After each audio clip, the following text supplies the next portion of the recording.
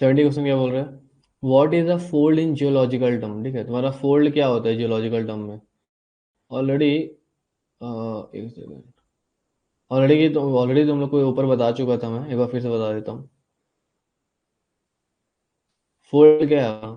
Let's say अपना ये rock mass है, ठीक है। तो अपना ये इस टाइप का जा रहा है, ठीक है।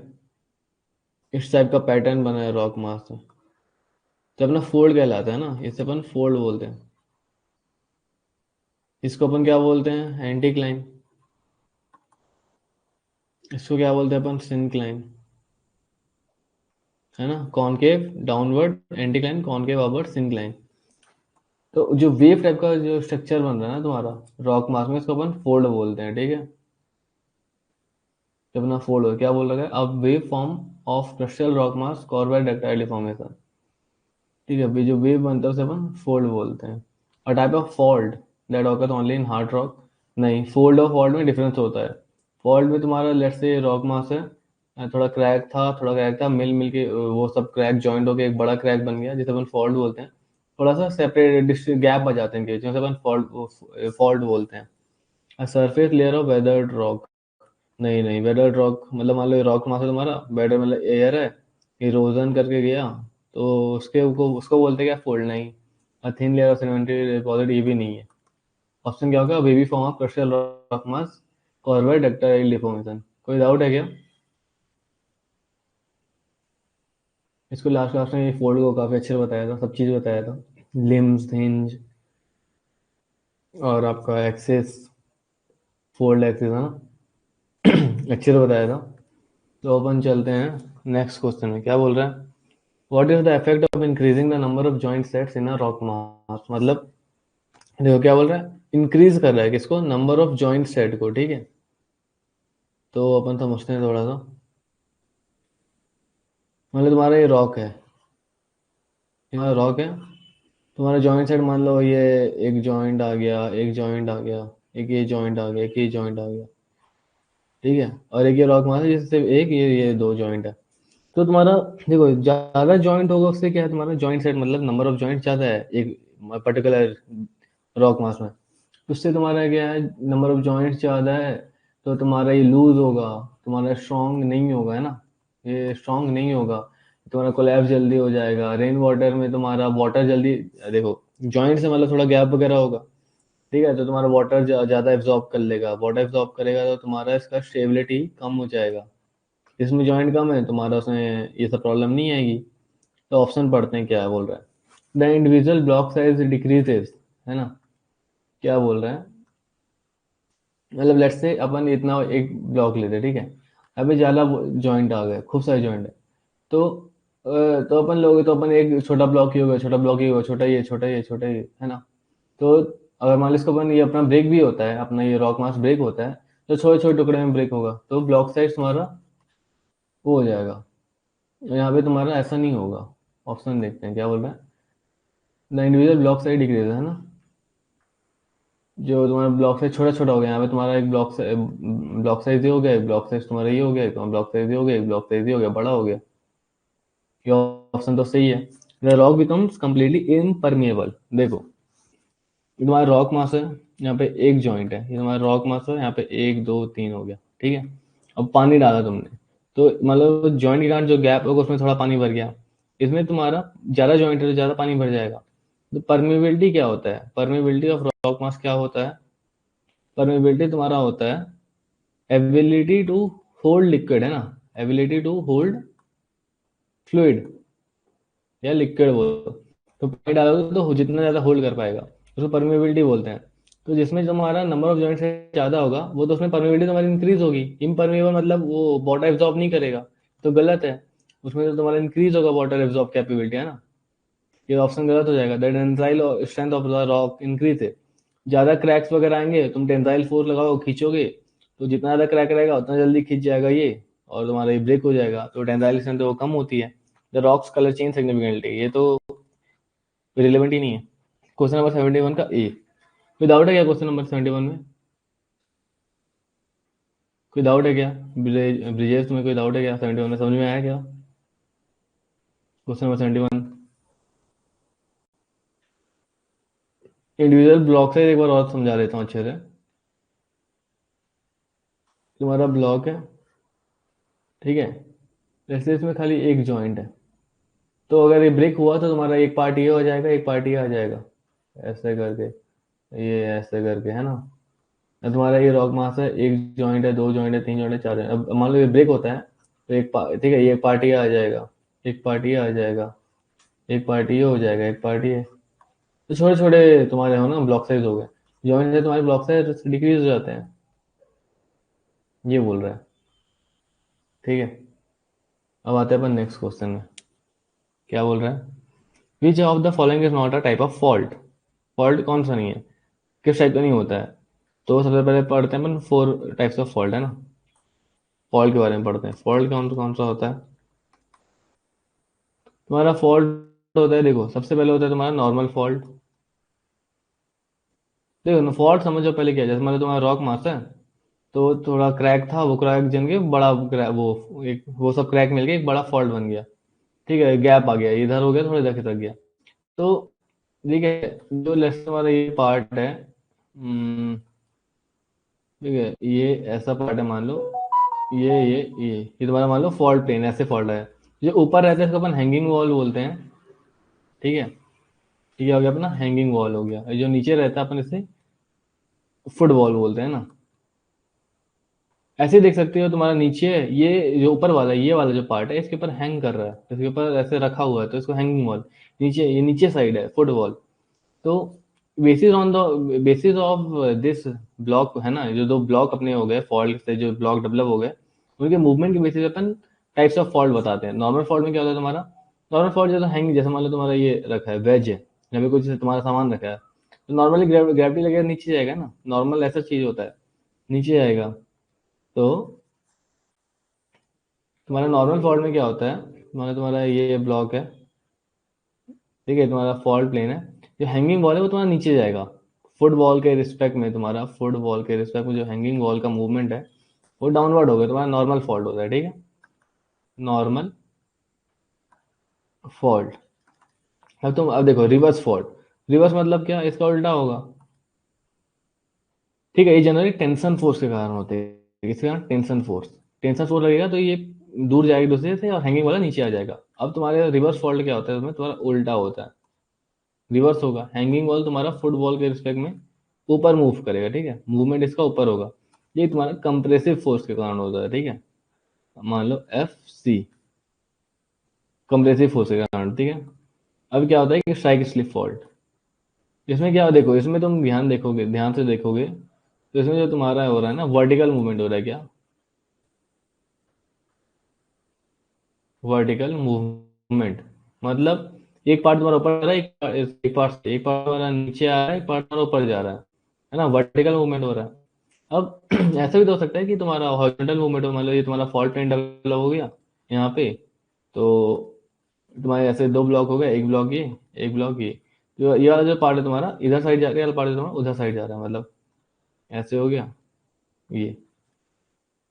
ठीक है, इसको अपन क्या बोलते हैं? Strike slip fault.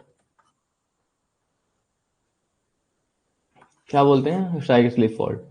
ठीक है, इसमें क्या होता है अपना, हॉरिजॉन्टल मूवमेंट होता है, हॉरिजॉन्टल मूवमेंट। ठीक है, इसको अपन क्या ये कौन से फोर्स के कारण होता है तुम्हारा? जनरली शियर फोर्स के कारण होता है ये डेवलप। क्लियर है? 4 टाइप्स ऑफ फॉल्ट समझ गए। एक ऑब्लिक, हाँ एक और होता है, इसको भी देख लो, 3 हुआ ना, अभी एक और होता है oblique slip fault. Oblique slip fault, ये क्या होता है तुम्हारा? इसमें जो तुम्हारा ब्लॉक है ना, इसका तुम्हारा horizontal as well as vertical movement दोनों होता है। हॉरिजॉन्टल, डायग्राम से चलो क्लियर नहीं है, एक बताता हूँ, छोड़ो। ये तुम्हारा ब्लॉक है ना, इसका तुम्हारा जैसे ये टॉप व्यू है तुम्हारा, टॉप व्यू। टॉप व्यू मतलब ये तुम्हारा इधर भी जाएगा, हॉरिजॉन्टली मूव करेगा, और वर्टिकली भी ये पार्ट तुम्हारा ऐसे ऊपर ही मूव करेगा, ये तुम्हारा ऐसे नीचे मूव करेगा। ठीक है, horizontal as well as horizontal plus vertical movement दोनों होगा, दोनों का कॉम्बिनेशन ऑब्लिक स्लिप फॉल्ट। कोई क्लियर, इसमें कोई डाउट है क्या? जो 4 टाइप का बताया ना, फॉल्ट तुम्हारा यही 4 टाइप का होता है। और फोल्ड तुमको बता चुका था, फोल्ड एंटीक्लाइन सिंक्लाइन होता है। क्वेश्चन नंबर 72 क्या बोल रहा है, which of the following is not a type of fault. तो एंटीक्लाइन जो तुम्हारा फोल्ड होता है ना, ये तुम्हारा फोल्ड होता है, आंसर ये हो जाएगा डिप स्लिप फॉल्ट। देखो मतलब डिप स्लिप फॉल्ट क्या है तुम्हारा, जैसे स्ट्राइक स्लिप फॉल्ट बोले ना, वैसे डिप स्लिप फॉल्ट होता है। Strike slip fault, oblique slip fault. Dip मतलब तुम्हारा वही है जो भी बताया ना, तुम्हारा नॉर्मल रिवर्स फॉल्ट, ये डिप स्लिप फॉल्ट है, मतलब डिप के अलॉन्ग तुम्हारा ये ऐसे रॉक है मान लो, तो जो वर्टिकल मूवमेंट हो रहा है डिप के अलॉन्ग, वही तुम्हारा डिप स्लिप फॉल्ट है। ठीक है, नॉर्मल रिवर्स फॉल्ट को डिप स्लिप फॉल्ट बोलते हैं। तो एंटीक्लाइन फॉल्ट तुम्हारा तो फॉल्ट है नहीं, वो तो फोल्ड है। ठीक है, कोई डाउट है क्या इसमें?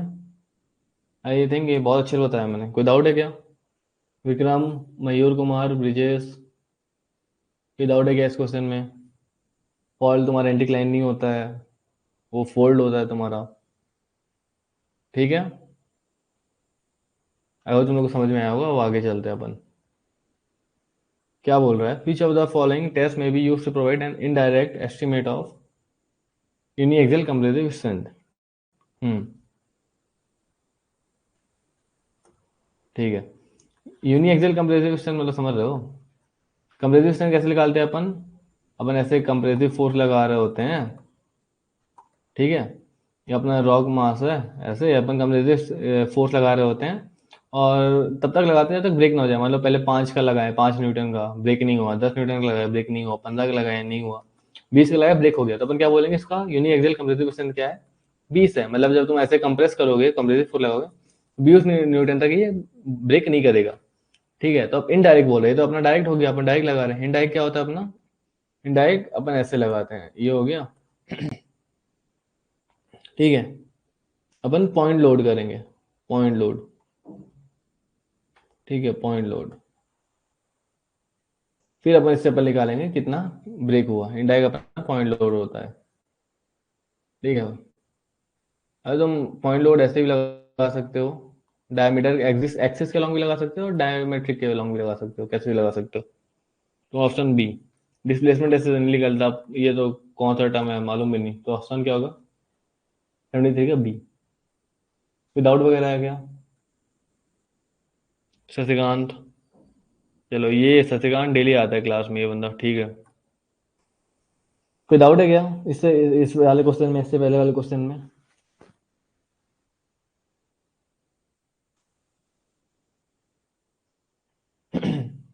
आई होप तुम लोग को डाउट नहीं होगा। अब अपन चलते हैं नेक्स्ट क्वेश्चन में। How are faults in rock defined. तो तुम्हारा जो रॉक में फॉल्ट होता है ना, फॉल्ट, फॉल्ट वही बता दिया तो हम लोग को ऑलरेडी, है ना? फॉल्ट तुम लोग ऑलरेडी बता दिया, कहाँ था? ये फॉल्ट क्या होता है, सब चीज़ें बता दी हूँ। ये तुम्हारा नॉर्मल फॉल्ट, रिवर्स फॉल्ट, ये सब ठीक है। जो अभी लेट आए उनके लिए दोबारा दिखा रहा था ये। तो क्या बोल रहे हैं, how are faults in rock define, कैसे डिफाइन होते हैं?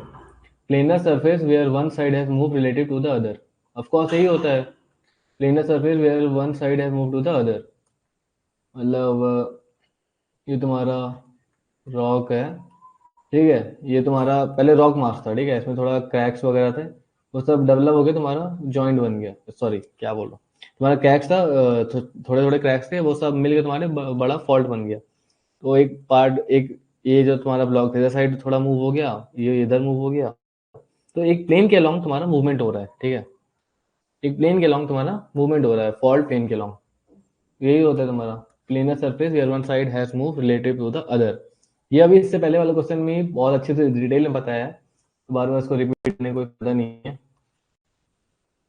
ठीक है, कोई डाउट है क्या तुम लोग को? एक फॉल्ट प्लेन के अलॉन्ग मूवमेंट होता है, अपन वो पढ़ चुके हैं, अभी जस्ट पढ़े हैं, strike, dip, normal reverse, oblique slip fault, ठीक है। कोई डाउट है क्या? Please be active in the class यार, यस और नो बोलो। कोई डाउट है क्या? आई होप नहीं होगा। अब क्या बोला है क्वेश्चन नंबर 75, क्या बोल रहे हैं, what does the block size index major. ठीक है, ब्लॉक साइज इंडेक्स क्या मेजर करता है, तो समझते हैं पहले block size index. Block size index. ठीक है, ये क्या मेजर करता है? लेट्स से तुम्हारे रॉक मास है, ठीक है, यहाँ पे तुम्हारे डिसकंटिन्यूटी है, मतलब थोड़ा यहाँ पे फॉल्ट आ गया, थोड़ा क्रैक्स वगैरह आ गए, डिसकंटिन्यूटी है, अलग है, ये अलग है। ठीक है, तो ये तुम्हारा ये एवरेज हो गया ना, मतलब ये हो गया, ये हो गया, ये हो गया, और बड़ा रॉक मास होगा तो और कोई फॉल्ट होगा तो ये हो गया। तो इसका एवरेज, ये जो ब्लॉक बन रहा है तुम्हारा, उसका एवरेज साइज है ना, उसको जब अपन मेजर करते हैं उसको ब्लॉक साइज इंडेक्स बोलते हैं। मतलब एवरेज ब्लॉक साइज मेजर, क्या मेजर करता है ये, क्या मेजर करता है ये? Average size of blocks formed in rock mass, ठीक है, ड्यू टू प्रेजेंस ऑफ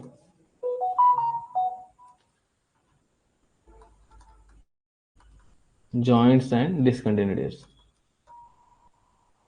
ये थोड़ा याद रखना है, न्यू टर्म है, देखो टर्म है ये सब चीजें, तुमको याद रखना पड़ेगा कि ब्लॉक साइज इंडेक्स आता है कुछ नहीं, डिसकंटिन्यूटीज का जो तुम्हारा ब्लॉक बनता है उसका एवरेज साइज को ब्लॉक साइज इंडेक्स बोलता है।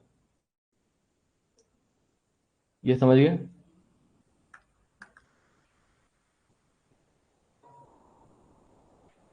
ब्लॉक साइज इंडेक्स समझ गया क्या? तो क्या है, अब ऑप्शन लिखते हैं क्या है। The average dimension of typical block in rock mass, the tensile strength of the rock mass, water content rock mass, density of the rock mass, ये सब तो नहीं है। ऑप्शन नंबर 75 का ए। ये जो डायमेंशन है ब्लॉक का इन रॉक मास, उसको अपन क्या बोलते हैं? Block size index. अब क्या बोल रहा है, rock burst events can be facilitated by, rock burst event जो है तुम्हारा, रॉक वर्स होता है किससे फैसिलिटेट होता है, तो उसको समझने के लिए पहले रॉक वर्स समझना पड़ेगा, रॉक वर्स क्या होता है, ठीक है।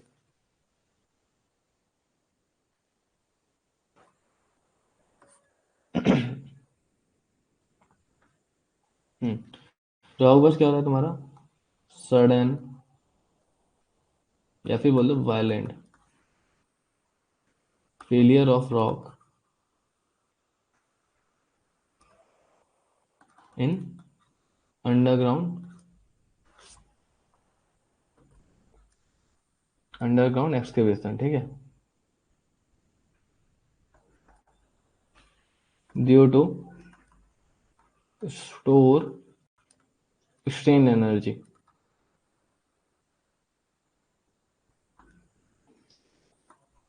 which is released explosively,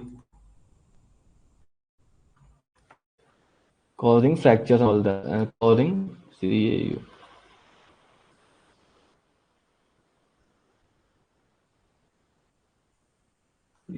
causing fractures, ठीक है, और डिसकंटिन्यूटीज, ठीक है। मतलब क्या होता है ना तुम्हारा, अभी डेफिनेशन पहले इससे समझते हैं। मान लो रॉक है, इसके आजू बाजू तुम्हारा रॉक स्ट्रेट है, अलग अलग रॉक स्ट्रेट है, ठीक है, इसमें तुम्हारा प्रेशर लग रहा है, तो कभी कभार क्या होता है तुम्हारा टेम्परेचर वगैरह हो गया, टेम्परेचर प्रेशर डिफरेंस के कारण तुम्हारा ये थोड़ा इधर से ऐसे मान लो फोल्ड दब गया, या फोल्ड डेवलप हो गया, जॉइंट क्रैक हो गया, मतलब स्ट्रेन आ गया उसमें तुम्हारा, तुम्हारा जो स्ट्रेट, ये जो तुम्हारा रॉक मास है, रॉक मास में स्ट्रेस जो लग रहा है तुम्हारा, डिफरेंट वेराइटीज ऑफ, और टेम्परेचर प्रेशर चेंज के कारण भी जो तुम्हारा स्ट्रेस आ रहा है, उससे तुम्हारा स्ट्रेन डेवलप हो गया, ठीक है। थोड़ा मान लो यहाँ से लेंथ चेंज इन लेंथ हो गया, ज़्यादा प्रेशर आ रहा है, ज़्यादा स्ट्रेस हो रहा है, स्ट्रेन आ रहा है, तो वो इवेंचुअली क्या होगा, एक टाइम के बाद वो वर्स कर जाएगा, वर्स मतलब फूट जाना है ना, बिखर जाना है, ऐसे टूट जाएगा, तो उसको रॉक वर्स बोलते हैं। सडन वायलेंट मतलब काफ़ी ये तेज होता है, ठीक है, काफ़ी तेज होता है ये। तो अब पढ़ते हैं ऑप्शन क्या है। Rock burst event can be facilitated, किससे तुम्हारा फैसिलिटेट होता है? हाई स्ट्रेस कॉन्सेंट्रेशन, ज़्यादा स्ट्रेस रहेगा तो रॉक वर्स होगा। Rapid energy release during roof breakage, ये तुम्हारा रूफ है, मान लो अंडरग्राउंड ये माइंस है, तो यहाँ पे एक्सकेवेट कर चुके हो इतना एरिया, तो यहाँ वाला जो रूफ है ये नीचे गिर जाएगा, ठीक है। रूफ ब्रेकेज, अपन बोलते हैं rapid energy, sudden violent energy release होना, significant accumulation of strain energy in the rock mass. ज्यादा स्ट्रेन क्यों डेवलप होगा? ज्यादा स्ट्रेस के कारण, ये भी होगा। तो ऑल ऑफ द अबव। कोई डाउट है क्या इसमें? कुछ दिख नहीं रहा है। हेलो। ससिकांत नहीं दिख रहा है क्या? किसी ने कुछ बोला भी नहीं यार अभी तक। स्क्रीन विजिबल है क्या? यस और नो बोल दो एक बार। स्क्रीन विजिबल है क्या?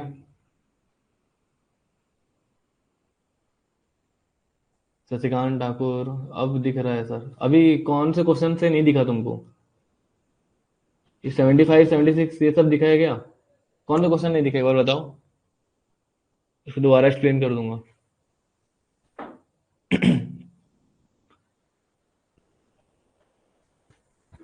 बताओ शशिकांत, कौन सा क्वेश्चन से नहीं दिखा है? 74। How are fault in rock. सिर्फ 74 75 ये दो नहीं दिखा है क्या?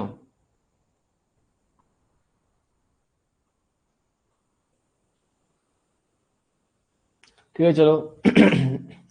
तुम अभी लेट आए हो शायद। तुम फॉल्ट्स क्या होता है ना, फॉल्ट्स तुम ऊपर अभी आज ही के लेक्चर में बताया, फॉल्ट्स के बारे में डिटेल में बताया है। ठीक है, इधर साइड देखो, रिकॉर्डेड देखना, तुमको उससे पता चलेगा फॉल्ट्स क्या होता है अच्छे से। ठीक है चलो, 74 वाला एक बार फिर से जल्दी से बता देता हूँ। जैसे तुम्हारा रॉक मास है, ठीक है, क्रैक है। ये क्रैक, खूब सारे क्रैक मिलके एक फॉल्ट बन गया। जैसे हमारा थोड़ा सा एक यहाँ पे क्रैक है, यहाँ पे क्रैक है, यहाँ पे क्रैक है, वो सब ज्वाइन हो गया, वो सब क्रैक मिल गए और ये बड़ा क्रैक बन गया। ये पार्ट अलग हो गया। तो एक ये देखो, ये प्लेन है ना, ये तुम्हारा, ये रॉक मास है मान लो। ये वाला जो तुम्हारा प्लेन है, ये इस प्लेन के अलॉन्ग तुम्हारा ये सेपरेट हो गया। तो इसी को फॉल्ट बोलते हैं ना। Separation of block rock along a fault plane, उसको फॉल्ट बोलते हैं।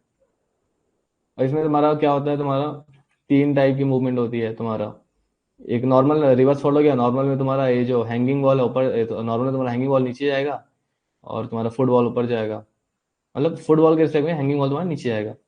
रिवर्स फॉल्ट में इसका उल्टा हो जाएगा, फुटबॉल के रिस्पेक्ट में हैंगिंग वॉल ऊपर जाएगा। और स्ट्राइक स्लिप फॉल्ट में तुम्हारा हॉरिजॉन्टल मूवमेंट होगा। ये दोनों तुम्हारा वर्टिकल मूवमेंट हो गया, ये दोनों तुम्हारा वर्टिकल मूवमेंट हो गया। स्ट्राइक स्लिप फॉल्ट तुम्हारा हॉरिजॉन्टल मूवमेंट हो गया। ठीक है, ये ब्राइट समरी दे दिया। तो क्या बोल रहा है क्वेश्चन 74 का? How are faults in rock defined? Planar surfaces where one side has move relative to the other. यही बोला ना, ये प्लेनर सरफेस है जिसमें एक साइड तुम्हारा दूसरे साइड के रिस्पेक्ट में मूव करता है विद रिस्पेक्ट टू प्लेन। ठीक है, 74 का क्लियर है। 75। What does the block size index major? मतलब देखो, तुम्हारा ये रॉक मास है, यहाँ पे डिसकंटिन्यूटी आ गया। तो ये थोड़ा छोटा ब्लॉक हो गया, छोटा ब्लॉक, ये छोटा ब्लॉक हो गया, तो इसका एवरेज साइज, ठीक है, डिसकंटिन्यूटी के कारण जो तुम्हारे छोटे छोटे ब्लॉक बन रहे हैं, उसका एवरेज साइज को अपन ब्लॉक साइज इंडेक्स बोलते हैं। तो क्या बोला, the average dimension of typical block in rock mass, ये तुम्हारा ब्लॉक साइज इंडेक्स कहलाता है। क्लियर है क्या सत्यकांत? कोई डाउट है क्या? ठीक है। रॉक बस तो आया था ना तुमको, ये तो दिखा था ना, ये विजिबल था ना। चलो अब आते हैं क्वेश्चन नंबर 77 में। Which of the following factors affect discontinuities in rock mass? कौन कौन सा फैक्टर तुम्हारे डिसकंटिन्यूटी को अफेक्ट करता है? तो समझते हैं। देखो, तुम्हारा रॉक मास है, सपोज करो ये रॉक है तुम्हारा। तुम्हारा एक ये डिसकंटिन्यूटी आ गया, ये डिसकंटिन्यूटी आ गया, ठीक है। डिसकंटिन्यूटी में समझ लो, कुछ भी हो सकता है, क्रैक हो सकता है तुम्हारा, एक फॉल्ट भी हो सकता है, थोड़ा फोल्ड भी हो सकता है। कोई फोल्ड तो डिसकंटिन्यूटी नहीं है तुम्हारा, एक तो वो प्लेन है, बेडिंग प्लेन टाइप का हो गया तुम्हारा। ये फॉल्ट्स हो गया, क्रैक्स हो गया, जॉइंट्स हो गए, ये सब तुम्हारा डिसकंटिन्यूटी है। तो क्या बोल रहा है? ओरिएंटेशन। ओरिएंटेशन क्या डिसकंटिन्यूटी को अफेक्ट करता है? ठीक है। तो मान लो एक तुम्हारा फॉल्ट ऐसे है, एक तुम्हारा फॉल्ट ऐसे है, दोनों इंटरसेक्ट कर रहा है। ठीक है। तो ये वाला जो तुम्हारा ब्लॉक है ना, ये काफी लूज वो हो गया, लूज वाला तुम्हारा पार्ट हो गया। ये तुम्हारा नीचे आ सकता है और तुम्हारा बड़ा डिसकंटिन्यूटी बढ़ सकता है। तो ठीक है, मान लो एक ऐसे है और एक ऐसे है, तो ये ठीक है, इंटर ये दूर दूर है, ये इसको लेना देना नहीं है ऐसे कुछ। समझ रहे? दूर है एक, मान लो एक इधर साइड क्रैक है, एक उसके बिल्कुल अपोजिट साइड क्रैक है, तो उनका कोई लेना देना नहीं है। ओरिएंटेशन तुम्हारा इफेक्ट करता है। ठीक है। स्पेसिंग, स्पेसिंग भी जैसे बताया, इंटरसेक्ट कर रहा है तो पास पास में, स्पेसिंग ज्यादा है, स्पेसिंग मतलब परपेंडिकुलर, दो डिसकंटिन्यूअस के बीच में परपेंडिकुलर डिस्टेंस को स्पेसिंग बोलते हैं। तो स्पेसिंग ज्यादा है तो तुम्हारा डिस्क वो तुम्हारा मतलब, अगर स्पेसिंग ज्यादा है डिसकंटिन्यूअस के बीच में तो तुम्हारा स्ट्रॉन्ग रॉक होगा। रफनेस भी, सीपेज मतलब समझ रहे हो, वैसे समझते हैं रफनेस। मान लो तुम्हारा ये ब्लॉक है, एक ये ब्लॉक है, ठीक है। अगर तुम्हारा बिल्कुल प्लेनर है, रफ नहीं है, तो बहुत इजीली स्लाइड कर जाएगा। एक ब्लॉक दूसरे ब्लॉक के रिस्पेक्ट में बहुत इजीली स्लाइड कर जाएगा, अगर रफ नहीं है तो। तुम्हारा एकदम प्लेन सरफेस है तो। रफ सरफेस है, रफ सरफेस है तुम्हारा, तो फ्रिक्शन रहेगा, ठीक है। फ्रिक्शन रहेगा तुम्हारा रफ सरफेस के कारण, जिसके कारण मूवमेंट थोड़ा कम होगा, समझे। अब सीपेज, सीपेज मतलब क्या है, पानी। ऑलरेडी बता चुका हूँ, माइंस से पानी बहुत खतरनाक रहता है। अगर तुम्हारा रॉक मास है, थोड़ा बहुत डिसकंटिन्यूटी है, पानी चला गया, ठीक है। पानी मान लो इसके अंदर यहाँ पे कहीं, ऐसा समझते हैं, मान लो तुम्हारा ये तुम्हारा वो रॉक है, ये पानी है तुम्हारा, यहाँ पे थोड़ा टेंशन डेवलप है, तो यहाँ का पानी यहाँ पे आ गया। अब पानी यहाँ पे आ गया, तो वाटर वाटर प्रेशर लगाएगा अपना। तो वाटर प्रेशर लगाएगा तो ये थोड़ा और टेंशन डेवलप होगा यहाँ पे, ठीक है, वाटर टेंशन, जो कि और इसको इंक्रीज करेगा डिसकंटिन्यूटी को। तो इसका भी इफेक्ट आता है। Orientation, spacing, roughness, seepage. Option number एक, कलर। भाई कलर का क्या ही लेना है डिसकंटिन्यूटी से, only water content and temperature. क्या सिर्फ वाटर कंटेंट और टेम्परेचर करता है क्या, नहीं भाई, ओरिएंटेशन करता है, स्पेसिंग करता है, ये सब भी करता है। इलेक्ट्रिकल कंडक्टिविटी, ऑप्टिकल प्रॉपर्टीज, ये सब तो अलग ही चीज है। ऑप्शन नंबर एक, कोई डाउट है क्या इसमें? ठीक है, चलो और किसी को कोई डाउट? ठीक है, क्वेश्चन 77 का क्या हो गया अपना, ऑप्शन नंबर ए। अब आते हैं अपन क्वेश्चन नंबर 78 में। What is a joint set in a rock mechanics? ये तो इतने बार पढ़ा चुका, बता दो क्या होगा इसका, 78 का बता दो क्या होगा। कौन कौन है, कोई एक्टिव है क्लास में? ज्वाइन तो चालू किए हैं पर कोई एक्टिव है क्या भाई, शशिकांत के अलावा? शशिकांत बता इसका क्या होगा, 78 का क्या होगा? What is joint? A group of fractures with similar orientation and extension. A set of mineral veins in a rock mass. The color pattern of the rock surface or type of sedimentary bedding plan. चलो क्या बताता हूँ, मैं बताता हूँ, ठीक है। What is a joint set in rock mechanics? ये तुम्हारा रॉक है, ठीक है। यहाँ पे मान लो ये तुम्हारा ये पार्ट आ गया, ये पार्ट आ गया, ये पार्ट आ गया, ये तुम्हारा एक और रॉक है, ये पार्ट आ गया। तो जॉइंट मतलब क्या है, जॉइंट आ गया मतलब मान लो ये पार्ट है तुम्हारा उसका ब्लॉक का, ये पार्ट है ब्लॉक का, ये पार्ट है ब्लॉक का, इसके बीच में सम काइंड ऑफ तुम्हारा क्रैक्स वगैरह या फिर अलग से जॉइंट दिखता है ना, कि ये पार्ट तुम्हारा, ये हिस्सा अलग है, ये हिस्सा अलग है, जहाँ पे ऐसा दिखता है तुम्हारा उसको जॉइंट्स बोलते हैं। जॉइंट आ गया यार यहाँ पे, है ना, ये तुम्हारा ये पार्ट अलग हो गया, ये पार्ट अलग हो गया, जॉइंट आ गया यहाँ पे, वो जॉइंट है।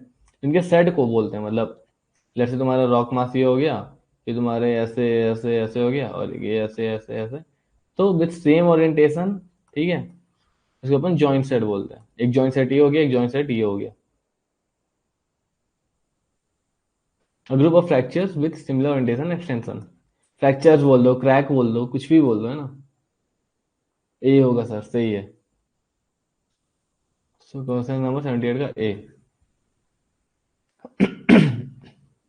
अब क्वेश्चन नंबर 79।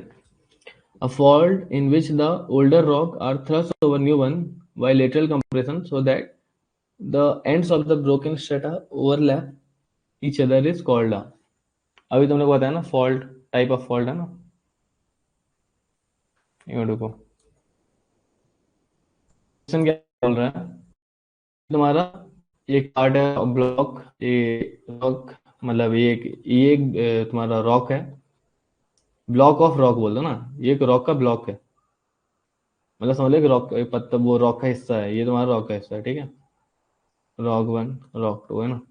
इसके बीच में फॉल्ट आ गया तुम्हारा, बड़ा सा फॉल्ट आ गया। एक बड़ा सा रॉक था तो वहाँ प्रेशर लगा, जिसके कारण तुम्हारे से पहले क्रैक डेवलप हुआ, क्रैक मिलके बड़ा क्रैक बन गया, बड़ा फ्रैक्चर बन गया, अलग हो गया। तो अब बोल रहा है इसमें, क्या बोल रहा है कि तुम्हारा, इसमें तुम्हारा लेटरल फोर्स ऐसे लग रहा है, ठीक है, ऐसे तुम्हारा लेटरल फोर्स लग रहा है। क्वेश्चन क्या बोल रहा है, इसके कारण एक तुम्हारा एक ब्लॉक का मूवमेंट तुम्हारा विद रिस्पेक्ट टू दूसरे ब्लॉक का ऊपर हो गया, ठीक है। ये जो तुम्हारा ब्लॉक है, ठीक है, मतलब देखो तुम्हारा जो फुटबॉल है ना, फुटबॉल, इसके रिस्पेक्ट में तुम्हारा हैंगिंग वॉल ऊपर मूव कर गया, इसको क्या बोलते हैं? तुम लोग को ऊपर ऊपर ही बता चुका है इसको क्या बोलते हैं। A fault in which the older rock earth has over new one later comes that ends of the going strata overlap each other is called a reverse fault। ठीक है, तुम्हारा कंप्रेशन फोर्स में कौन सा वो आता है, तुम्हारा फॉल्ट डेवलप होता है, रिवर्स फॉल्ट होता है। और नॉर्मल फॉल्ट में कौन सा तुम्हारा लगता है, टेंशन फोर्स लगता है ना, पुलिंग फोर्स। और रिवर्स में तुम्हारा कंप्रेसिव फोर्स, लेटरल कंप्रेशन बोला है ना, जिसके कारण रिवर्स फॉल्ट होगा। What are fractures in the context of rock mechanics? Rock mechanics में फ्रैक्चर्स को क्या बोलते हैं? ये बहुत ही तुम्हारा इजी क्वेश्चन है, इसको बताओ 80 वाला। ठीक है, शशिकांत रविंद्र अभी क्वेश्चन खोल रहा हूँ, 1 मिनट के लिए क्वेश्चन खोलूंगा, जल्दी से देख के बताओ। 80 वाला बताओ, फ्रैक्चर को क्या बोलते हैं? फ्रैक्चर क्या है, सिंपल, फ्रैक्चर आ गया तुम्हारे, क्रैक्स आ गए, वो क्रैक्स मिलके बड़े क्रैक बन गए, वो फॉल्ट बन गया और तुम्हारा अलग हो गया, वो फ्रैक्चर कहला गया। अब planar surface along with the rock has broken into separate blocks, है ना।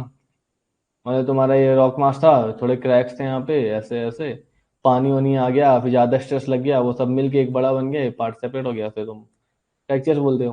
तो ऑप्शन देख के बोल दो कि बी ऑप्शन का, सी ऑप्शन का, डी ऑप्शन कोई रिलेवेंट ही नहीं है यहाँ पे। वॉल्केनिक एक्टिविटी, वॉल्केनिक एक्टिविटी से तुम्हारा तो इग्नियस रॉक बनता है, वो तो कुछ अलग ही चीज है, only found in sedimentary rock, ऐसा नहीं है भाई, सब में पाया जाता है। विद नो इन्फ्लुएंस, ऐसा कुछ है ही नहीं। 80 का ऑप्शन नंबर है। शशिकांत ठाकुर बी, बी क्या बोल रहे हो, बी क्यों होगा? ऑप्शन नंबर ए होगा इसका। डाउट है क्या शशिकांत इसमें, अभी जो बताया? बी ऑप्शन क्या बोल रहा है देखो, smooth surface with no influence on rock stability. Fracture क्या है, जैसे तुम्हारा, लेट्स से तुम्हारा कैसे बताऊं,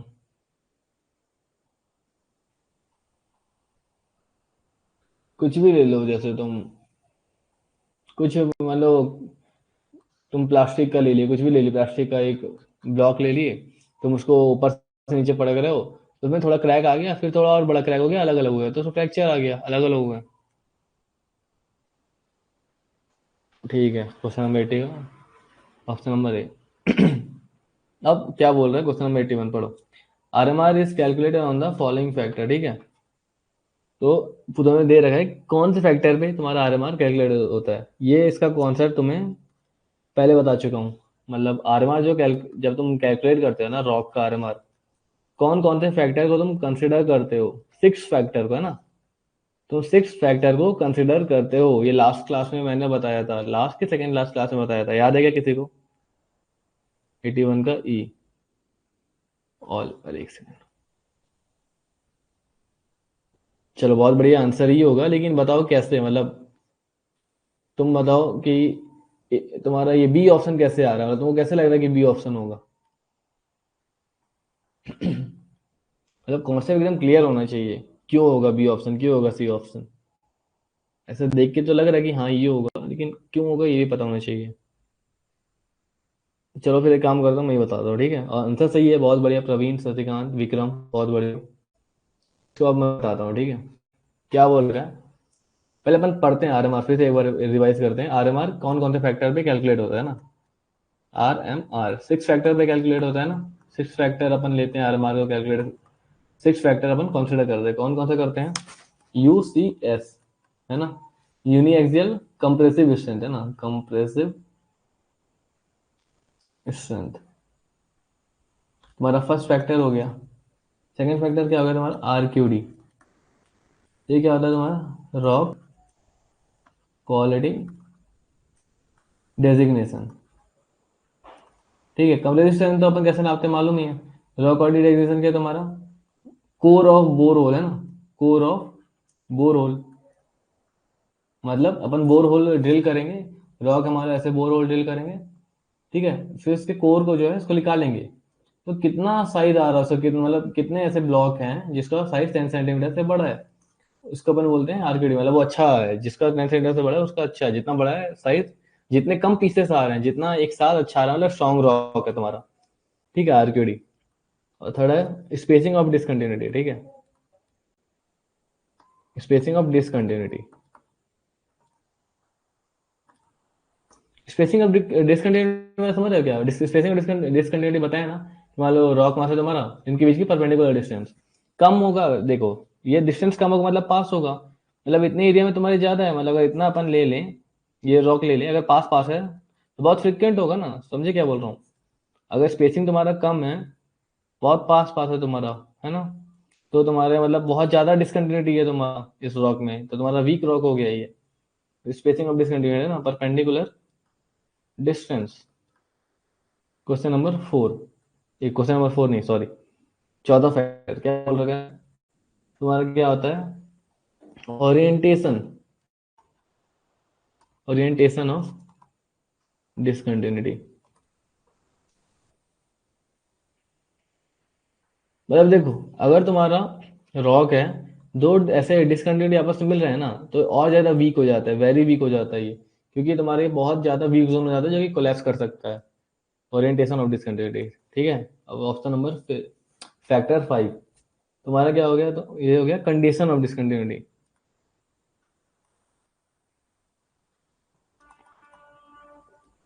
डिसकंटिन्यूटी कि कैसा डिसकंटिन्यूटी, मतलब तुम्हारा बहुत ज्यादा, देखो एक तो क्रैक्स डेवलप हुए हैं तुम्हारे, छोटे छोटे क्रैक्स हैं या फिर बहुत बड़े बड़े क्रैक्स हैं, और उसके आसपास वाटर वाटर है तो और दिक्कत है, ठीक है। 6 से आता है तुम्हारा ग्राउंड वाटर कंडीशन, है ना। ये 6 फैक्टर को अपन कंसिडर करते हैं आरएमआर में। यूसीएस स्ट्रेंथ के लिए, आरकेडी तुम्हारा रॉक क्वालिटी के लिए, स्पेसिंग तुम्हारा समझ चुके हैं, सब तुम समझ चुके हो, ठीक है। और वो लाइट जा रही है, तो अपन पढ़ते हैं ऑप्शन। बेदिंग एंड, ठीक है, RMR calculate for the on the following factor, weatherability and ground water seepage, ठीक है। तो वेदरेबिलिटी मतलब तुम्हारा वेदरिंग हो रहा है, ठीक है, वेदरिंग मतलब समझ रहे, इरोजन वगैरह होना। और ग्राउंड वाटर सीपेज मतलब तुम्हारा पानी कितना है रॉक मास में, मतलब जो अंदर रॉक है लेट्स से तुम्हारा, कितना वेदर हो रखा है, कितना उसका इरोजन हो रखा है, पानी कितना है, इसको अपन कैलकुलेट करते हैं। तो अपन अपना एक फैक्टर है, ये पढ़ा है अपने। अब दूसरा क्या बोला, लेयर थिकनेस। लेयर थिकनेस की होगा मालूम है, as per Pal thermodynamic 5 parameter for, ठीक है। आरएमआर के करस्पॉन्डिंग 6 फैक्टर है, मजबूती रॉक का थिकनेस है ना। नहीं देखो, लेयर थिकनेस मतलब क्या बोल रहा है, कैसे आरएमआर से कनेक्ट कर रहा है लेयर थिकनेस। जैसे रॉक मास है ना, तुम्हारा एक डिसकंटिन्यूटी ये हो गया, एक डिसकंटिन्यूटी ये हो गया, स्पेसिंग देखो, स्पेसिंग, स्पेसिंग तुम्हारा जितना कम होगा उतना तुम्हारा लेयरिंग ज्यादा होगा, ठीक है। स्पेस देखो, लेयरिंग उतना ज्यादा होगा, स्पेसिंग जितना कम, तुम्हारा लेयरिंग थिकनेस अगर बोले, लेयरिंग थिकनेस, स्पेसिंग का मतलब इनके बीच में डिस्टेंस कम है तो थिकनेस कम है, तो ऐसे कंसिडर कर रहा है, समझ रहे हो। ये किससे रिलेटेड है तुम्हारा लेयरिंग थिकनेस, तुम्हारा अपन क्या बोले स्पेसिंग से, spacing of discontinuity. Strength of rock किससे रिलेटेड, कौन से फैक्टर से रिलेटेड है, यूसीएस। स्ट्रक्चरल फीचर्स किससे रिलेटेड है, तुम्हारा ओरिएंटेशन। कैसे ये पांचों चारों पॉइंट तुम्हारे 6 फैक्टर से लिंक है, पता चला क्या। अब समझ में आया क्या। लेयर थिकनेस तुम्हारा उससे, स्पेसिंग से, स्ट्रेंथ तुम्हारा यूसीएस से है, और तुम्हारा स्ट्रक्चरल फीचर क्या है, स्ट्रक्चरल फीचर्स तुम्हारा ओरिएंटेशन से है। 82 का ए, अरे पहले 81 का बताओ। नहीं 81 का ई है, मतलब बता तो दिया पहले ही, बहुत बढ़िया, यू आर इंटेलिजेंट है, बट समझ में आया क्या, फील आया क्या क्वेश्चन का। चलो अपन आगे बढ़ते हैं, ठीक है, ऑलरेडी सब आगे बढ़ चुके हैं वैसे। क्वेश्चन नंबर क्या बोला है, which factor is not affected by discontinuity in rock mass, कौन सा फैक्टर अफेक्ट नहीं होता है। क्या बोले हो, 82 का क्या बोले हो, ए हाँ ठीक है। 81 का डी, 81 का ही होगा ब्रिजेश, क्या डाउट है, 81 का ही होगा, ये बताया ना, 6 पॉइंट, चारों पॉइंट बताया ना, चारों पॉइंट कैसे लिंक हो रहा है तुम्हारा।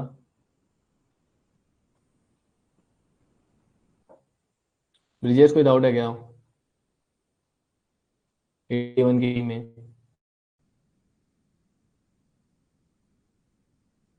81 का ही होगा, ठीक है, फिर से बोल रहा हूँ, कोई डाउट हो तो पूछ लो।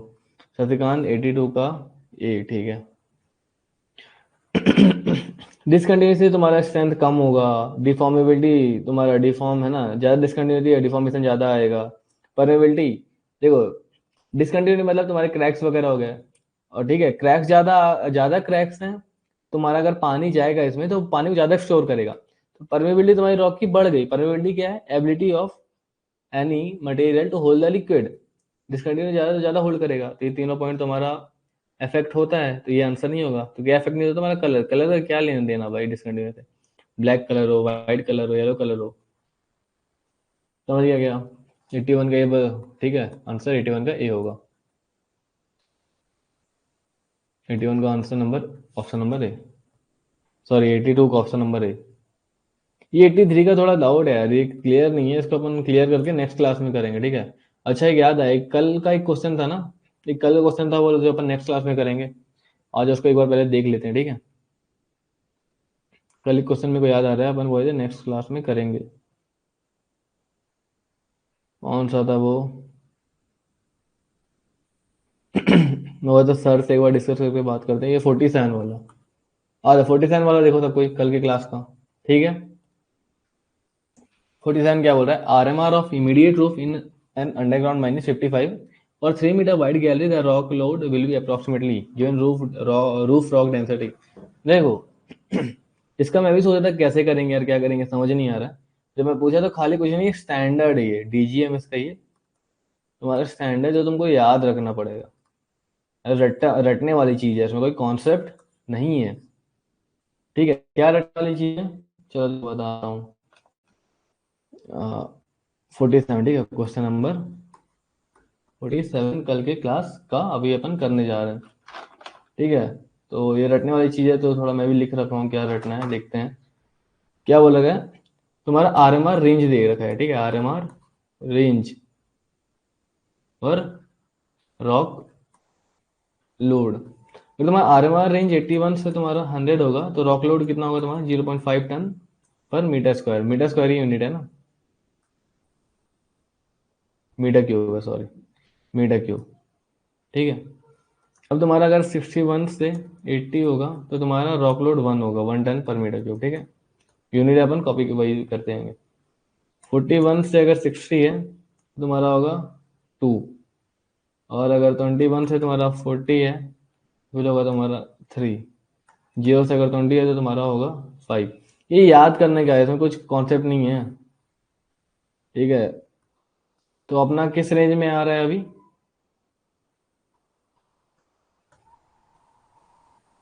55 है ना? RMR कितनी वाली दे रखी है? 55। 55 अपना ये थर्ड वाले रेंज में आ, दूसरा कितना होगा? ऑप्शन नंबर 2, ठीक है? इसका ऑप्शन नंबर बी। ये याद करने वाला है, ठीक है? ये मतलब कोई कॉन्सेप्ट नहीं है यार, ये याद रखोगे तो हो जाएगा, नहीं होगा तो नहीं होगा। और मेरे से जितना हो सकता है तुम लोग को हर क्वेश्चन में कॉन्सेप्ट बताने को कोशिश करता हूँ, ठीक है? कॉन्सेप्ट के थ्रू तुम्हें सॉल्यूशन करवाता हूँ, ठीक है? कोई इसमें वो है क्या याद करने वाला है ये? तुम लोग नोट कर लेना, लाइव रिकॉर्डेड में जाके एक बार नोट कर लेना, ठीक है? मैं खोल देता हूँ 1 मिनट के लिए PPT है, ये तुम्हारा है, इसको नोट कर लेना, नोट टू रिमेम्बर,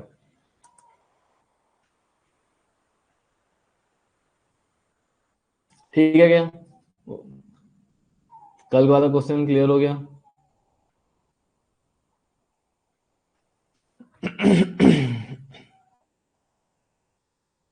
अब थे अपन कहाँ पे? ये जैसे कल वाला क्वेश्चन आज डिस्कस किया ना, इसको भी देखेंगे थोड़ा, क्या है ये याद करने वाली चीजें हैं क्या है, ठीक है? अब आता है 184 में। What do discontinues in rock refer to? क्या रेफर करता है डिसकंटिन्यू? मतलब क्या तुम्हारा defect such as joint, faults, bedding planes, folds and fracture, ये सब होता है क्या? Only the mineralogical composition of the rock. Mineralogical मतलब तुम्हारा मान लो, एक तुम्हारा कुछ एक आयरन हो गया, सिलिका हो गया, या तुम्हारा कॉपर हो गया, तो ये इसके कंपोजिशन को डिसकंटिन्यू बोलते हैं क्या? Temperature gradient within rock mass. अगर तुम जमीन के अंदर जैसे जाता है तुम्हारा टेम्परेचर बढ़ता जाएगा, उसको डिसकंटिन्यू बोलते हैं क्या? ऑप्शन ये सब क्या है? ये सब ऑप्शन देखिए बच्चा चलेगा, ये तो होगा नहीं, ऑप्शन नंबर खाली 84 का ये होगा। ऑलरेडी अपन डिसकंटिन्यूटी एक बार कितने बार पढ़ चुके हैं अभी तक, उससे पता चल रहा है कि ऑप्शन नंबर क्या होगा। कोई भी टाइप का तुम्हारा रॉक में, कोई भी टाइप का, जैसे एक रॉक तुम्हारा है, ये दूसरा रॉक ऐसे जॉइंट है, ठीक है? या फिर तुम्हारा फॉल्ट डबल हो गया, सेपरेट हो गया तुम्हारा, या तुम्हारा बेडिंग प्लेन से फोल्ड फोल्ड हो गया, तुम्हारा फोल्ड डबल हो गया, मतलब तुम्हारा ये जो रॉक है ऐसे गया है, ठीक है, ऐसे गया है, फिर ऐसे गया है, फिर ऐसे गया है ना, फ्रैक्चर्स आ गया है। ऑप्शन नंबर 84 का ही कोई डाउट है क्या? बहुत बार पढ़ लिया यार ये, डिसकंटिन्यूटी वगैरह क्या है, कोई डाउट है क्या? शशिकांत, ब्रिजेश, प्रवीण, विक्रम, कोई किसी को डाउट है क्या? Question 85, the point load strength index of a rock is इतना, the what will be the approximate compressive strength of that rock. ये मेरे ख्याल से रिपीटेड क्वेश्चन है क्या ये? अपन ये क्वेश्चन कर चुके हैं, ठीक है, 85 वाला प्रीवियस उसमें क्लास में कर चुके हैं। चलो एक बार फिर बता, आज बहुत से नए लोग आए हैं तो फिर बता देता हूँ। पॉइंट क्या बोल रहा है, इंडेक्स ऑफ रॉक इज इतना, ठीक है, पी एल एस आई अपन को कितना दे रखा है, 0.5, ठीक है, what will approximate compressive strength, हमें कंप्रेसिव स्ट्रेंथ पूछ रहा है कितना होगा, ठीक है, ये पूछ रहा है। तो पॉइंट लोड स्ट्रेंथ इंडेक्स, ठीक है, अपन कैसे निकालते हैं, मालूम है किसी को इसका पॉइंट लोड स्ट्रेंथ इंडेक्स वगैरह? ये मालूम है कि पॉइंट लोड स्ट्रेंथ इंडेक्स, ये एक्सपेरिमेंट जो अपन करते हैं, ये पूरा एक्सपेरिमेंट ना मैं प्रीवियस क्लास में बहुत अच्छे से बता चुका हूँ डिटेल में। फालतू क्लास लंबा करने का मतलब नहीं है, एक बार तुम प्रीवियस क्लास देख लेना तो अच्छे समझ में आएगा। इसका कॉन्सेप्ट बता देता हूँ तुम्हें। जो पॉइंट लोड स्ट्रेंथ इंडेक्स होता है ना, वो अपन कैसे निकालते हैं, P L S I is equal to P upon D E का स्क्वायर। डी क्या है तुम्हारा, इफेक्टिव डायमीटर, मतलब जैसे मान लो तुम्हारा रॉक मास है, ठीक है, ये तुम्हारा ऐसे पॉइंट लोड लग रहा है, ठीक है, तो देखो अभी कितने डायमीटर में लग रहा है, डी डायमीटर में लग रहा है ना, यहाँ पे डी इफेक्टिव की वैल्यू तुम्हारी डी हो जाएगी। अगर मान लो तुम्हारा एक्सियल लग रहा होता ना, एसएल, ठीक है, तो अभी देखो ये है तुम्हारा, ये अभी इतने में लग रहा है, तो अपन इसके लिए डी इफेक्टिव अपन को एक्सियल के केस में निकालना पड़ेगा, क्या होगा, root 4a by pi. Area क्या होगा तुम्हारा, ये कितना, ये क्या है तुम्हारा, लेंथ है, डायमीटर डी है, एरिया हो जाएगा तुम्हारा एल इंटू डी, ऐसे तुम डी निकालोगे, ठीक है, ये ऐसे तुम पी एल एस आई निकालोगे। अब तुमको कंप्रेसिव स्ट्रेंथ निकालना है ना, कंप्रेसिव स्ट्रेंथ तो कैसे होता है वो, 24 into P L S I, ठीक है, 24 into P L S I. अपन को यहाँ पे क्वेश्चन में P L S I already दे रखा है, अपन को निकालना नहीं है, तो कितना दे रखा है, 24 इंटू पी एल एस आई कितना देगा, 0.5, कितना देगा तुम्हारा 12, ठीक है, इसका आंसर हो जाएगा ऑप्शन नंबर ई, 85 का ऑप्शन नंबर ई। कोई डाउट है क्या इसमें? एक्सपेरिमेंट देखना होगा तो प्रीवियस लेक्चर देखना एक बार, उसमें पूरा अच्छे से बताया, समझ में आएगा तुम लोग को। अभी थोड़ा सा ब्राइट करके बता दिया क्या होता है एक्सपेरिमेंट, लोड कैसे लगता है एक्सियल डायमेट्रिकल लॉन्ग। ठीक है, 86 क्वेश्चन क्या बोल रहा है, how is ground water seepage rate determine according to the Paul committee report. तो बताओ इसका क्या होगा, how is ground water seepage, ठीक है, according to Paul committee report है ना, उसके करस्पॉन्डिंग अपन ग्राउंड वाटर सीपेज रेट कैसे निकालते हैं बताओ।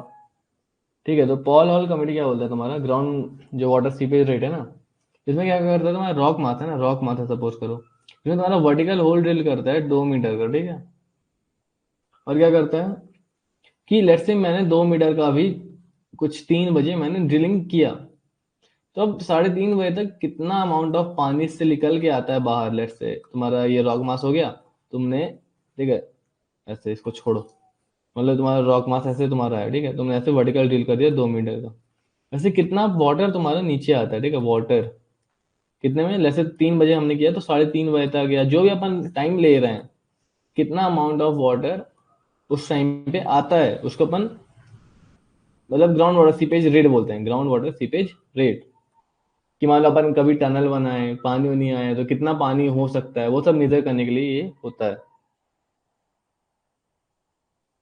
तो by measuring water seeping out of 2 metre vertical and half, मतलब ये याद करने वाली चीज है, देखो प्रॉपर याद करने वाली चीज है, तो इसमें कॉन्सेप्ट नहीं है।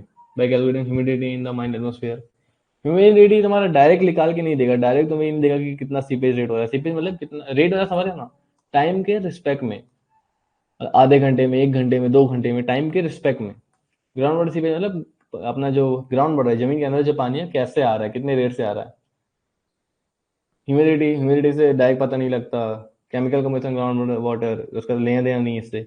Measuring water content of the core sample directly, मतलब हम बोल रहे हैं कि अपन मान लो ड्रिलिंग करें, जब अपन ड्रिलिंग करें उसी समय वो निकाल ले। जैसे फिर भी वो तुम्हारा ठीक है, मतलब अभी यहाँ पे निकाल लिए, तुम डेवलपमेंट चालू करो उस समय तुम्हारा अलग कंडीशन रहेगा, क्योंकि तुम्हें बड़ा एक्सकवेशन करना है। माइंड डेवलपमेंट करे, लैंडिंग करे, तुम्हें बड़ा एक्सकवेशन करना है। तो जब अपन अब वो कर रहे थे ना, डेवलपमेंट कर रहे थे, उसी समय अपन ये 2 मीटर वो करके देखते हैं। ठीक है, 86 का क्वेश्चन हमारे, कोई डाउट है क्या? अगर तुम्हें कोई डाउट नहीं होगा, अब आगे आते हैं। क्वेश्चन नंबर 87 क्या बोल रहा है? Probability of occurrence of pothole, ठीक है, pothole will be above underground mine working. Probability of occurrence of pothole will be above underground coal mine working, ये क्या बोल रहा है? अंडरग्राउंड कोल माइन वर्किंग, मान लो तुम्हारा ये सरफेस है, ठीक है, तुम्हारा अंडरग्राउंड यहाँ पे तुम डेवलपमेंट कर रहे हो, तो पोर्ट होल मतलब नीचे आ जाना, ये सब नीचे गिर जाना। तो अच्छा, हाई वर्क है ना, हाई वर्क, ठीक है। तो प्रोबेबिलिटी बोल रहा है on the basis of depth, है ना। तो क्या बोल रहा है कि पहला ऑप्शन बोलते हैं, देखो मतलब क्वेश्चन क्या समझ में आया क्या? क्वेश्चन बोल रहा है कि लेट्स से तुम्हारा यहाँ पे सरफेस है, ये तुम्हारा सरफेस है, पेड़ वगैरह लगे हैं, सब चीज, मतलब डी डेप्थ है ना, कुछ डी डेप्थ पे तुम यहाँ पे डेवलपमेंट चालू कर दियो, जैसे एक्सकवेशन कर रहे हो, ये पिलर छोड़ दिए, ठीक है, ये तुमने पिलर छोड़ दिया कोल का, फिर तुम एक्सकवेशन किया, ठीक है।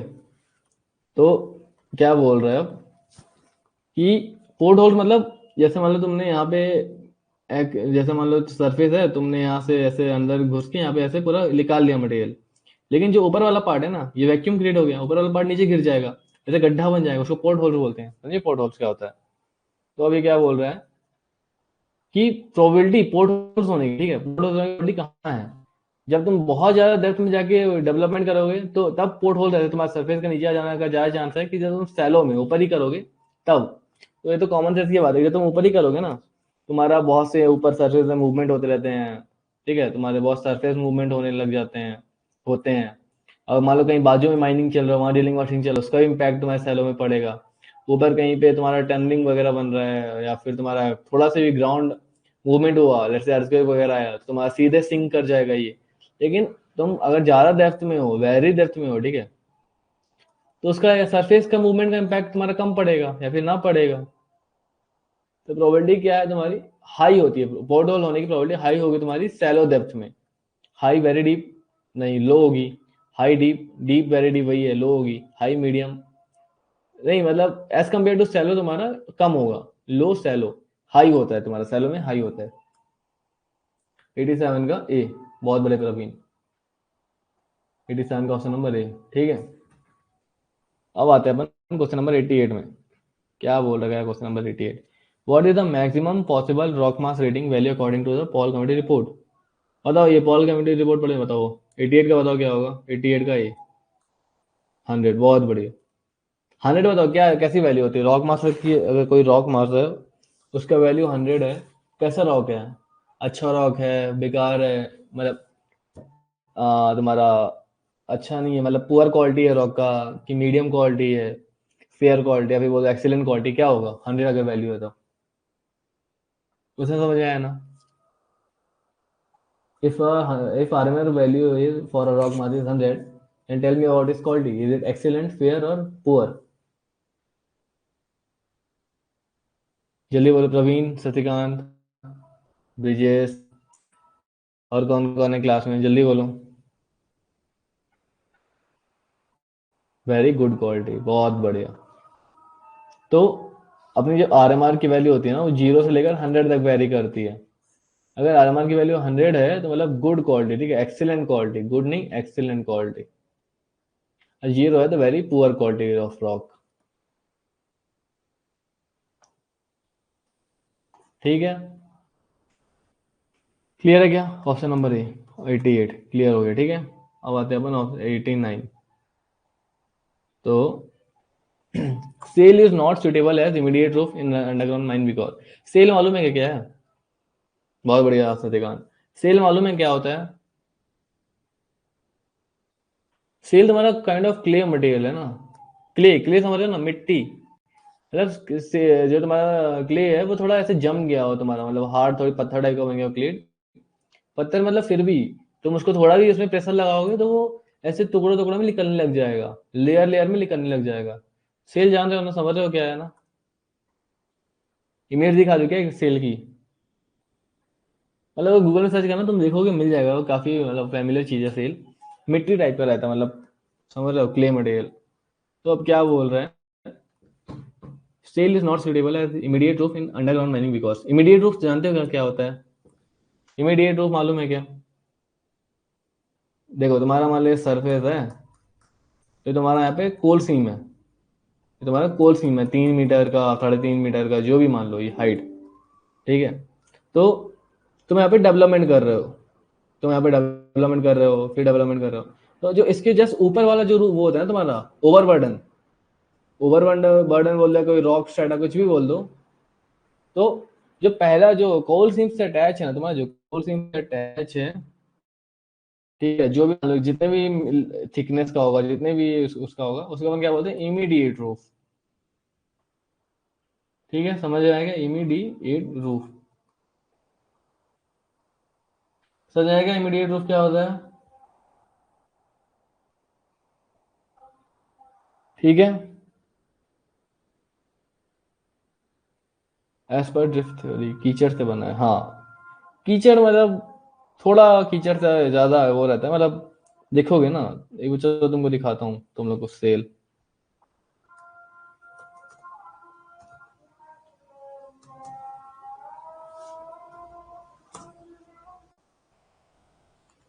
हाँ देखो, ये पहले ये देखो, ये देखो, दिख रहा है क्या सेल? ये दिख रहा है क्या? इसमें मतलब तुम थोड़ा सा वो लगाओगे ना, थोड़ा सा इसको अपने हाथ से ही अगर प्रेशर लगाओगे दबाओगे तो पूरा अलग अलग हो जाएगा, लेयर लेयर में, टुकड़ा टुकड़ा में निकल जाएगा। सेल दिखा गया, क्लियर हुआ क्या? ये होता है सेल। सेल पता चल गया क्या? इमीडिएट रूप पता चल गया क्या है? अब क्या बोलते हैं? Shale is not suitable as immediate roof in underground mining because, क्यों सुटेबल नहीं है अंडरग्राउंड माइनिंग? मतलब अगर तुम्हारा कोल है यहाँ पे, तो कोल स्टीम है, ऊपर तुम्हारे सेल का ओवरबर्डन है, तो तुम्हें वहां पे तुम डायरेक्ट डेवलपमेंट चालू नहीं कर सकते हो। क्यों? तुम लोग मान लो यहाँ पे डेवलपमेंट किया, तो यहाँ पे डेवलपमेंट किया, ऊपर वैक्यूम क्रिएट हो गया, सेल तुम्हारा बहुत लूज मटेरियल होता है, ठीक है। और ऊपर से तो प्रेशर लग ही रहा है, ओवरबर्डन तो लग ही रहा है, तुमने डेवलपमेंट किया था उसमें और ज्यादा टेंशन डेवलप हो जाएगा। ऊपर ऊपर जैसे इमीडिएट रूप में तुम्हारा कोलैप्स कर जाएगा वो। तो it has complex geological characteristic, ऐसा तो कुछ है नहीं। It gives no warning before falling, kind of ये हो सकता है, मतलब इसमें ज्यादा पता नहीं चलता है। It gives bad sound while testing, ऐसा कुछ नहीं है। It has high affinity to moisture and departs from roof usually. तो मोस्ट सुटेबल क्या है? It can't be supported, support दे सकते हो। It has high affinity to moisture depart from roof usually, मतलब ये पानी को बहुत ज्यादा एब्जॉर्ब करता है, पानी को एब्जॉर्ब करेगा तो बहुत जल्दी क्रैक हो जाएगा, बहुत जल्दी लूज हो जाएगा, लूज होके तुम्हारा गिर जाएगा। ठीक है, और सबसे बेस्ट ऑप्शन नंबर कौन सा? ऑप्शन नंबर डी, 89 का बी। बी भी काइंड ऑफ है, पर it gives no warning before falling. मतलब देखो तुम्हारा जैसे ही है ना, कोल सीम है तुमने, ठीक है, कोल सीम है। अब तुमने क्या किया? ये पार्ट तुमने डेवलपमेंट कर लिया, ठीक है, ये पार्ट तुमने कोल सीम को निकाल लिया, वैक्यूम हो गया यहाँ पे। ऊपर तुम्हारा सेल वाला ओवरबर्डन है, तो वैक्यूम हो गया तो टेंशन डेवलप होगा, तो थोड़ा गिरेगा, फिर थोड़ा गिरेगा। ऐसा नहीं बोल सकते कि वार्निंग नहीं देगा, हो सकता है कि पूरा भी गिर जाए, हो सकता है कि टुकड़े टुकड़े में गिरे, तो वार्निंग देगा, अपन ऐसा नहीं बोल सकते, ठीक है। सपोर्ट दे सकते हैं, रूफ वोल्ड लगा दो, जैसे वो अपना नेट आता है, नेट लगा दो सपोर्ट के लिए। तो ज्यादा सबसे बेस्ट ऑप्शन जो है ना, अगर ये डी नहीं होता तब बी मार देते, लेकिन डी दे रखा है तो डी होगा। तो तुम्हारा मॉइस्चर एब्जॉर्ब करता है, रूफ से तुम्हारा इसलिए अपार्ट हो पाता है। 89 का बी, सबको 89 का बी बोल रहा है। बी नहीं होगा यार, डी होगा। 89 का बेस्ट ऑप्शन डी है, सुमित, शशिकांत, और कौन का, प्रवीण। 89 का डी होगा, सबसे बेस्ट ऑप्शन डी है। तुम्हारा क्ले मटेरियल ना पानी ज्यादा एब्जॉर्ब करता है ना। क्लियर है क्या? 89 का डी क्लियर है क्या? 90 का ए? अरे वाह, 90 का ए होगा, बिल्कुल सही है। मतलब रॉक कलर क्या ही मैटर करेगा। थिकनेस तो बता चुका हूँ, लेयर थिकनेस, तुम्हारा spacing of discontinuity, strength UCS, ground water seepage तुम्हारा ग्राउंड वाटर के रिस्पेक्ट में बोलता है आरएमआर। 90 का होगा, बहुत सही। ठीक है, 90 का ए होगा। बहुत इजी क्वेश्चन था ये, पर 89 का बताओ, 89 का डी क्लियर है क्या? सुनील, शशिकांत, और कौन बोला था? पावर सपोर्ट स्टैंड सपोर्ट लगा सकते हैं, हाँ सपोर्ट तो लगा सकते हो। 90 का ये सही है। 89 का एक बार बताओ मेरे को, तुम लोगों ने बी लिखा है आंसर, आंसर डी होगा। क्लियर है 89?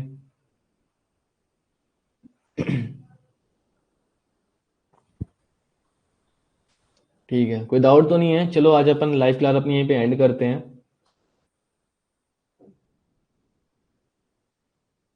ओके सर, डी मतलब समझ में आया ना क्या बोल रहा हूँ? तुम्हारा वार्निंग दे भी सकता है, नहीं भी दे सकता है। मतलब एक बार तुम्हारा थोड़ा थोड़ा करके गिरा, एक बार तुम्हारा एक साथ ही गिर गया, कुछ भी हो सकता है, तुम्हें वार्निंग मिल भी सकती है। थोड़ा थोड़ा गिरा, तुम देखोगे ये तो क्या है, कोलैप्स होने वाला है, तुम सपोर्ट दे दिए।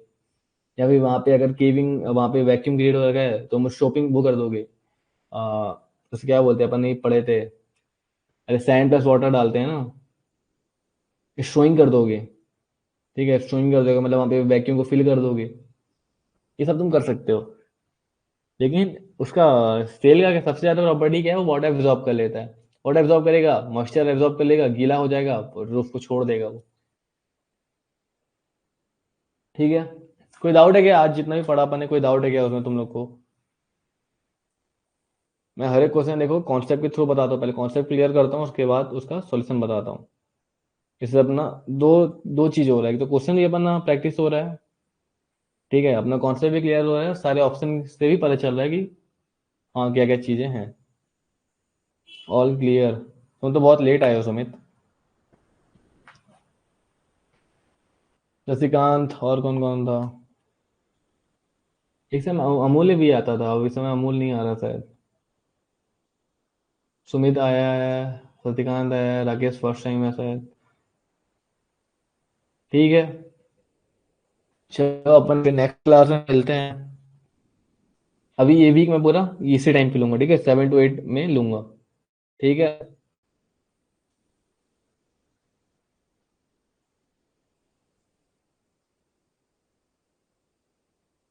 बाहर थे। चलो कोई बात नहीं, लाइव रिकॉर्डेड है, रिकॉर्डेड देख लेना। सारे अच्छे अच्छे कॉन्सेप्ट हैं। मेन क्या है ना, कॉन्सेप्ट क्लियर रखो, और पीवाईक्यू थोड़ा देखो, अगर डीजीएमएस का दे रहे हो तो पीवाईक्यू देखो। जनरली उसमें फैक्चुअल क्वेश्चन आ रहे हैं। पीवाईक्यू जितना मैं एब्जॉर्ब मतलब उसको देखा हूँ, ठीक है, उसमें फैक्चुअल क्वेश्चन आ रहे हैं, थोड़ा फैक्चुअल चीजें याद रखो। ठीक है।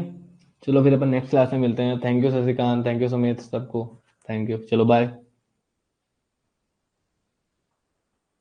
पीवाईक्यू कोई बुक सजेस्ट कीजिए सर। पीवाईक्यू इसकी बुक नहीं है क्या? डीजीएमएस की कोई बुक है क्या? माइन इंस्पेक्टर लेवल का माइनिंग ज्ञान बुक है, माइनिंग ज्ञान का बुक होगा ना इसका पीवाईक्यू। अलग से बुक कुछ वो करने की जरूरत नहीं है, माइनिंग ज्ञान नहीं दे रहा होगा ना तुम लोग को, पीवाईक्यू उसी को लगा लो। ये तो ये जो बुक है ना, इसमें जो पीवाईक्यू दे रखा है उसी को एब्जॉर्ब करो अच्छे से, मतलब उसको देखो किस टाइप के क्वेश्चन आ रहे हैं। काफी फैक्चुअल क्वेश्चन है, कॉन्सेप्ट बहुत मतलब कम में कॉन्सेप्ट पूछ रहा है।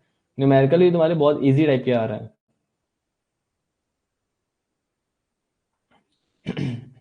और तुम लोग गेट की तैयारी कर रहे हो क्या? गेट, माइनिंग गेट की तैयारी कर रहे हो क्या? कितने लोग कर रहे हो गेट की तैयारी?